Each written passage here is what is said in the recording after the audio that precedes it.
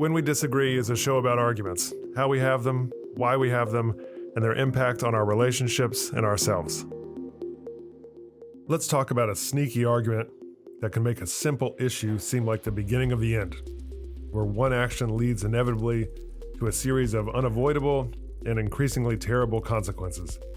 The slippery slope logical fallacy is when someone argues that a relatively small action or event will lead to a chain of related events or actions. Should schools, for instance, be allowed to ban certain clothing? Well, both sides could offer slippery slope answers that veer towards an extreme, honestly. Banning one type of clothing, say hats, could inevitably lead to schools deciding what students wear in every part of their lives. Next thing you know, schools would be banning hairstyles and shoes and the color of particular socks. A tiny regulation would spiral into totalitarian control over personal expression. Or the other direction would say that the failure to regulate an article of clothing, say hats again, would lead students to make riskier and riskier outfit choices in this overly permissive environment until it was total chaos. Take the work from home debate, the post-COVID work from home debate. It can be approached from a similar slippery slope angle on both sides. If companies let employees work remotely once a week, then eventually they would work multiple times a week, then every day, then they'd have to shut down office spaces altogether. Everyone would start working from home all the time, and it would collapse the entire office culture. Or, conversely, if companies forbid working from home, well, what else in my life can they forbid? You get the idea. The slippery slope argument matters because most debates are not either-or scenarios. They are, at their core, at their most productive, assessments of risks, of balancing competing goals, not choosing between absolutes, of dealing with the details in the middle, not what psychologists call dichotomous thinking about black and white. The slippery slope argument exaggerates the potential consequences of a single choice and can make it way harder to base decisions on probability. It can make us fear an extreme future, even when it's completely unfounded. Recognizing these types of arguments can keep us grounded and focused on the facts, rather than getting lost in hypothetical, worst-case scenarios. I'm Michael Lee, Professor of Communication and Director of the Civility Initiative at the College of Charleston. Our guest today on When We Disagree is Rachael McNamara. Rachael is the Director of Student Wellness and Wellbeing at the College of Charleston with a background in clinical and developmental psychology. Rachael, tell us an argument story.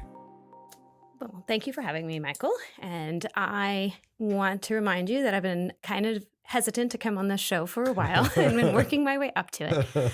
So I've been thinking about it a lot, as I usually do, which is maybe overthink about things. So what I want to talk about is that I am a former conflict avoider. And so I'm coming at this maybe in a recovery of some way. And I'm changing it up on you a little bit because I want to talk about 3 different arguments that are the same one. And the theme that I'm going to give to you is, what if the world doesn't end?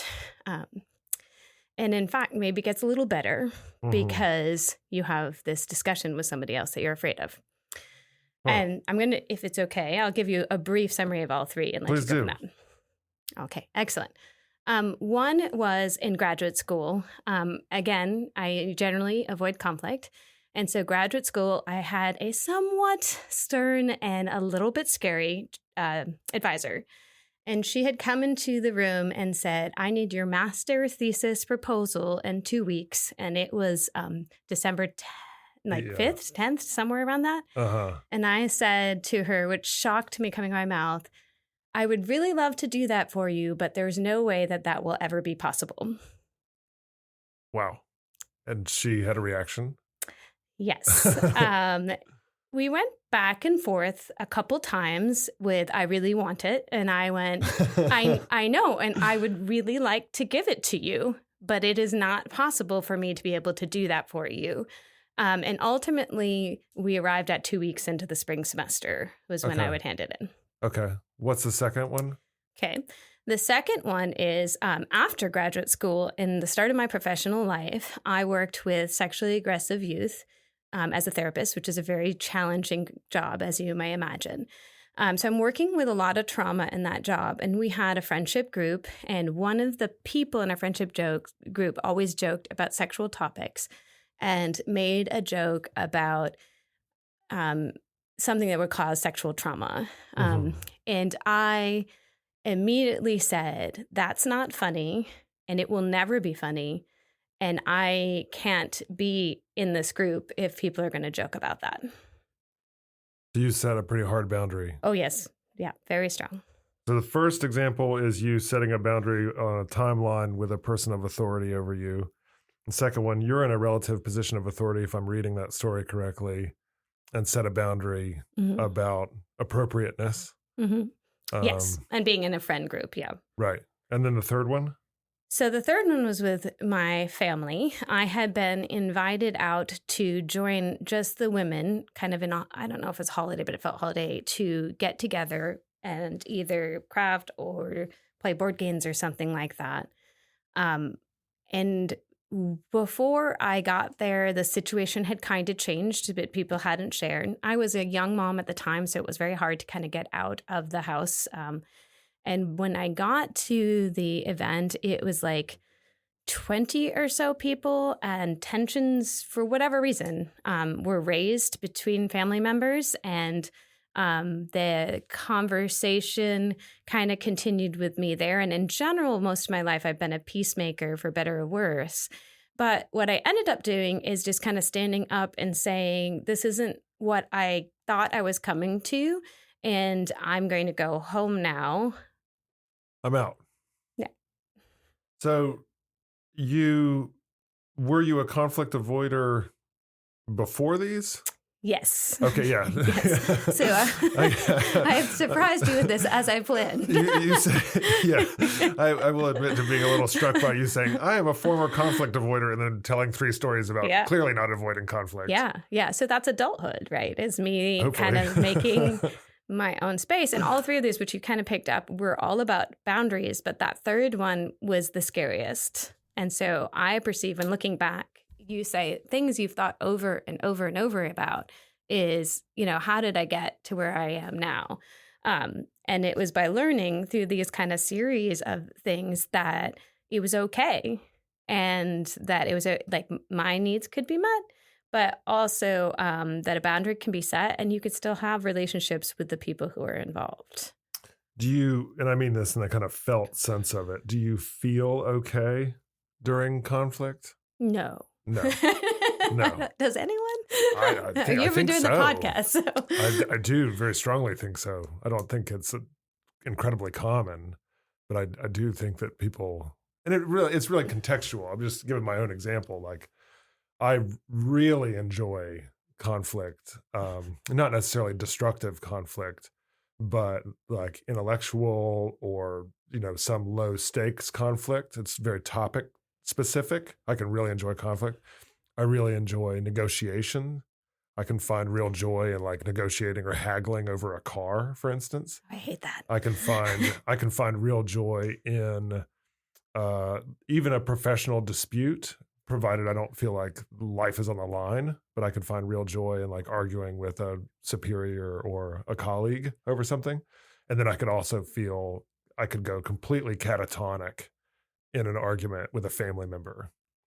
Well, I understand that last one really easily. Yeah. But I would say in classrooms, say like reading books or in history classes, I'm okay having a discussion where I'm disagreeing for the other side. So I think more conflict where it gets me very anxious, or not anxious because it's normal, it's uncomfortable, is if I feel that there's an emotion component. Other things I may not perceive as conflict, or maybe I got better at them as I got older. Like I have no problem asking to speak to, say, a supervisor if something isn't working, but generally I try not to, I don't present that as a conflict. I present it more like, I understand you've done all you can do for this situation, but somebody above you can help me, and I would like to talk to them. And then generally speaking, when I get to the person above them, I usually say nice things about the person under them because it's not really their fault. Yeah, you're not personalizing it, but it is a conflict. Mm-hmm. It just doesn't happen to be a personalized conflict. Right. Is there a moment when I'm struck by the phrase former conflict avoider. Thought you would be. Yeah. Yes, I am struck by that phrase. This is almost like a rehabilitation group. So, hello, my name is Rachel. I'm a former conflict avoider. And then you tell 3 stories of successful conflict in a way in which you survived, the world didn't end, perhaps relationships were deepened, or you felt like more your authentic self, like you're not going to sit in a room and listen to jokes about things that are triggering. Is there a moment, describe the process of becoming a former conflict avoider? Yes. So I think I said briefly a few seconds ago that I spent a lot of my life as a peacemaker. And it's so one of the good positives about my brain, but maybe one of the negatives of the brain, which is either genetic or through environment or a mixture of both, is that I can see 100 reasons or maybe even more of why someone may do a certain thing or say a certain thing. And so generally speaking, if you're around people who are having a strong emotional response, or if they're really black and white thinkers versus my style, I can usually talk to people and explain potential different motives or reasons why something that happens in a way that's more positive. So because of that trait that was developed when I was younger, and I'm a very relational person too, I think that it had gotten to the point where I could just excuse everyone's behavior a lot around me and kind of have the conflict in my mind and resolve it without them present, which sounds very little narcissistic there maybe. But and so the other issue I was struggling with growing up is in our family background, there are people that just have very sudden loud anger, and that was probably very scary to me as a child. And so I didn't want to kind of lose that control over myself and ever end in a situation where I kind of exploded with loud anger. And so in adulthood, I went to the clinical and developmental graduate school, and then I did some time as a therapist, and by nature started applying some of the strategies on myself. And I found really against my will that the people I worked best with were adolescent boys with conflict issues. And so I always joke with my psychology students now that volunteer with me. I have a peer counseling program at the College of Charleston, that all therapy is actually conflict. And so if you don't like conflict, you shouldn't become a therapist. Or if you're cannot be comfortable with conflict. So I spent a lot of time teaching them kind of the strategies that I had developed. But then when it gets to a point where the boundary is the issue can't be resolved in your mind. Like I could not do another thing in graduate school at the time of the semester when this conversation came about. And even though the person was not someone I felt very close to, I had to set that up.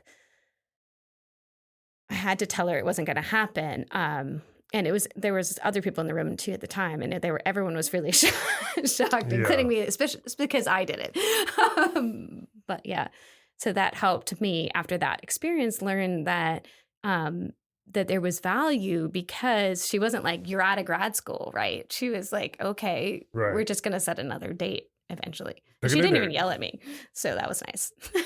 You said that your brain generates lots of reasons as to why people do what they do, right? When we're all faced with questions, whether they're minor and insignificant or major and life-changing, the question of why do others do the things that they do? What are their motives? What motives do we assign to them? It's so important. And you said that you can really come up with lots and lots and lots of different reasons. And that seems like a very useful skill to me as a therapist.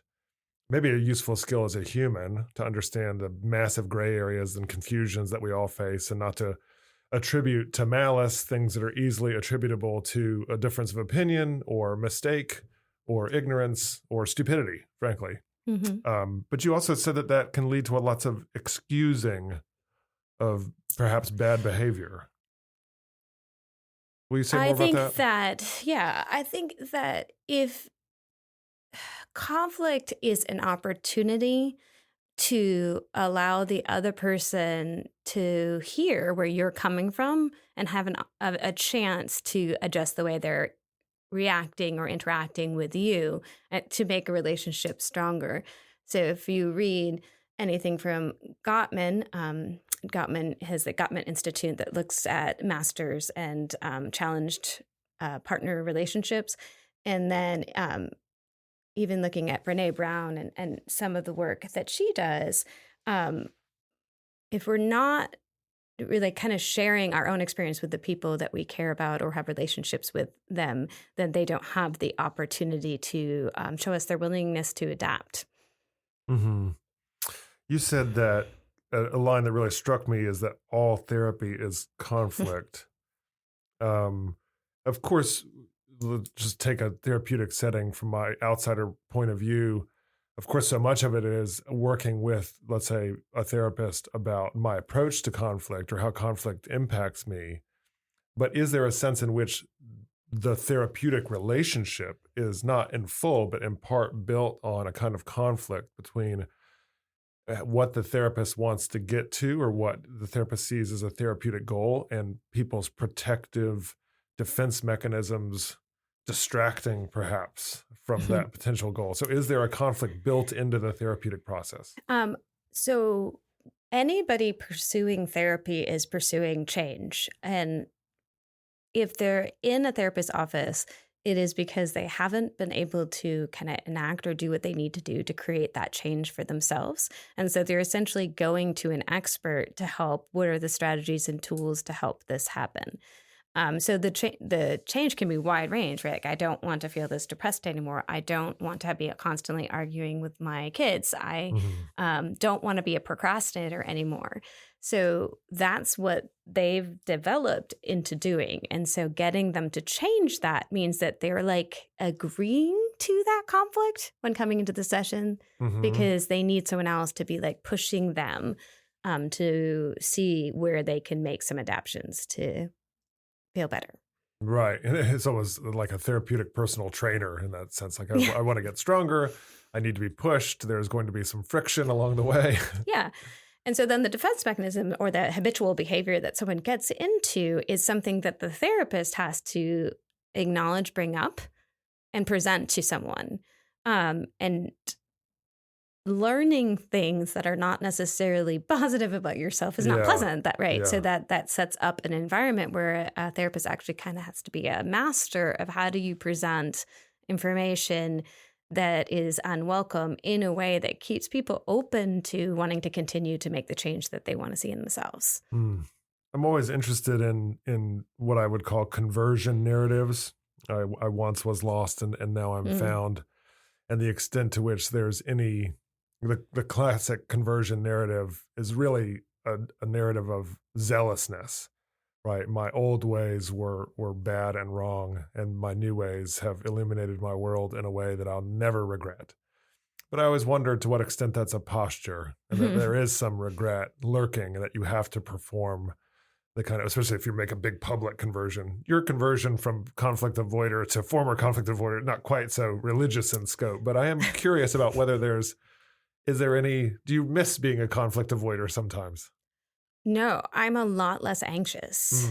Not avoiding conflicts. I'm a lot less anxious. I'm sure there's other factors that I've employed from techniques and strategies along the way, but also having a lot of conflicts, at least interpersonally, are also about boundaries. And so having boundaries feels better. Like, it feels like I'm not being taken advantage of or not thought of at all, I guess, is another way someone can feel if you're constantly bending for the people around you. But to be clear, I also feel like it's a disservice to the people around you in relationships with you to always bend and not give them the chance to hear your perspective or experience. You're not showing up authentically, and you can kind of claim that they are the ones who are abusing you or mistreating you, but you're not really giving much of yourself to the relationship in the first place to say, these are my lines. And so there is a kind of dishonesty in suppression. Yes. And I wasn't even thinking about that, right? Because you're keeping your authentic self kind of in a box protected while you navigate what other people's needs and wants are. When you talked about, and I've run into this a few times, and so I asked this from a very specific point of view. When you talked about being so charitable in your motive attributions to other people, why do they do what they do? And you come up with lots of really friendly reasons, perhaps, as to why they do what they do.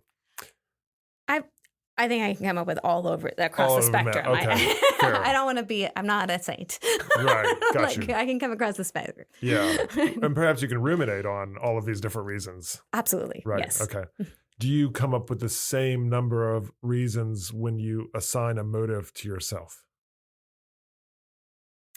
I think that in general, I'm harder on myself than I end up being with other people. Mm-hmm. But I don't think I think of it in the same way. I think probably the first reaction is to blame myself for a situation. And then I have to think through, is that accurate? As we close, I'm curious to talk. We've talked kind of high level avoidance, anxiety, etc., but to talk about tactics. So, what have you learned about successfully articulating boundaries, introducing conflict in relationships so that the world does not end and so that relationships perhaps improve? Yes. Well, that's a great question. I think one of the things I've learned from my years of being a conflict avoider is that if you think about all the possible reasons why someone can do something, there's like the worst possible reasons. And then there are the most generous, best possible reasons. And in general, it's going to fall in between. Sure. Right. And so if you're thinking that in your mind, I think especially if it's a hurt or a pain, the first reason that comes to mind is the worst possible reasons. Like they don't love me, they don't care for me, they never liked me at all. But those generally end up being not whole truths. And so it's hard to work with resolving a conflict when you're only thinking those worst possible reasons. And so the conflict avoidant years remind me that if I spend a little bit more time or I actively work to be more generous in the way that I'm thinking about it, then I'm probably closer to the actual reason than I was at the beginning. So in the moment, I've used a couple different strategies. First of all, it really does help when you have an instantaneous reaction to breathe. Like the brain's job is to give you a signal. And generally that signal in a conflict is, pain, or we mask it with other anger or other nervousness or other reactions, but it's pain. And so taking a pause, even just like 2 deep breaths pause to be like, oh, I felt that. Why am I feeling that? Because sometimes when you're feeling that, it isn't actually fully related to the situation you're in. It may have tapped into how you're feeling about other things in that given time. Yeah. So if you can kind of isolate, is this really my reaction really solely to this? Or am I bringing the argument with my husband into this discussion as well, earlier today or later? Secondly is I like to use Brené Brown's statement, which I've definitely used in many of my relationships, is the story I'm telling myself is, when you said that, you meant this. And I think by putting whatever the phrase is, if it's not the story I'm telling myself, but putting that in a way, acknowledging your thought can be wrong, allows the other person a space to respond. Mm-hmm. The other thing is, if you can't do that, if you can give some alternatives, can you help me understand? Mm-hmm. Saying something like that, or I need you to clarify, if you come out too strident in a discussion that you're trying to resolve, then you give no space for the person to kind of weaken their stance. Mm-hmm. And then they come at you offensively versus resolving. So take a breath and then try not to accuse. Right. And then I always tell my kids all the time, almost no conflicts, except for maybe the classroom, are about who's right. And if you can take I am right, I'm the one the most hurt, kind of out of the goal of the conversation, it will move more smoothly. Listening for the story that you're telling yourself or the story that the person has created in their head versus the quote unquote facts of the case. Like, do I have this right? Do you have this right? Can you help me understand, rather than you did? Yeah. Here is the ledger, right? Here is the the court record of you, the ways that you have mistreated me, and now deal with that. Yeah. And I think too, I have a child that's really, he's like, I'm right all the time. I'm like, the idea that also you can both be right, right? Because there's 100 different reasons why that's happening, and your perception of it feels right to you right now. And depending on the action or behavior of the person that may have resulted in the argument, that behavior did cause whatever it's doing to your reaction. But it doesn't mean that they're not right too, about why they may have acted that way. And then finding some ability to be comfortable with that uncertainty over who's right and who's wrong, and where that desire to be right comes from, and what good it does either for you as an individual or for the relationship. Right. Yeah. Rachael McNamara, thank you so much for coming on When We Disagree. Thank you for having me. When We Disagree is recorded at the College of Charleston with creator and host Michael Lee. Recording and sound engineering by Jesse Kunz and Lance Laidlaw. Reach out to us at whenwedisagree@gmail.com.